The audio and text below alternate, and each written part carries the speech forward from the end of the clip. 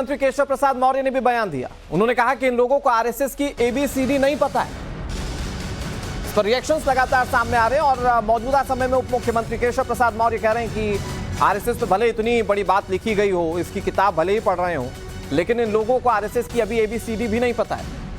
एक तरफ पूर्व उप मुख्यमंत्री कड़ी कार्रवाई की बात कह रहे हैं, वो कह रहे हैं कि ऐसी कार्रवाई होगी जो 3 पीढ़ियां नहीं भूलेंगी, और दूसरी तरफ केशव प्रसाद मौर्य कह रहे हैं कि इन लोगों को आरएसएस की एबीसीडी नहीं पता। क्या कह रहे हैं केशव प्रसाद मौर्य, वो सुनाते हैं।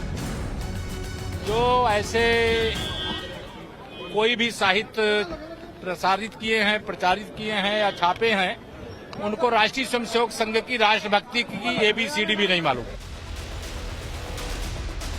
मुख्यमंत्री केशव प्रसाद मौर्य ने भी बयान दिया। उन्होंने कहा कि इन लोगों को आरएसएस की एबीसीडी नहीं पता है।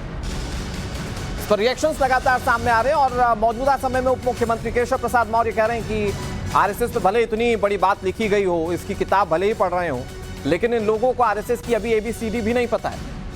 एक तरफ पूर्व उप मुख्यमंत्री कड़ी कार्रवाई की बात कह रहे हैं, वो कह रहे हैं कि ऐसी कार्रवाई होगी जो 3 पीढ़ियां नहीं भूलेंगी, और दूसरी तरफ केशव प्रसाद मौर्य कह रहे हैं कि इन लोगों को आरएसएस की एबीसीडी नहीं पता। क्या कह रहे हैं केशव प्रसाद मौर्य, वो सुनाते हैं। जो ऐसे कोई भी साहित्य प्रसारित किए हैं, प्रचारित किए हैं या छापे हैं, उनको राष्ट्रीय स्वयंसेवक संघ की राष्ट्रभक्ति की एबीसीडी भी नहीं मालूम।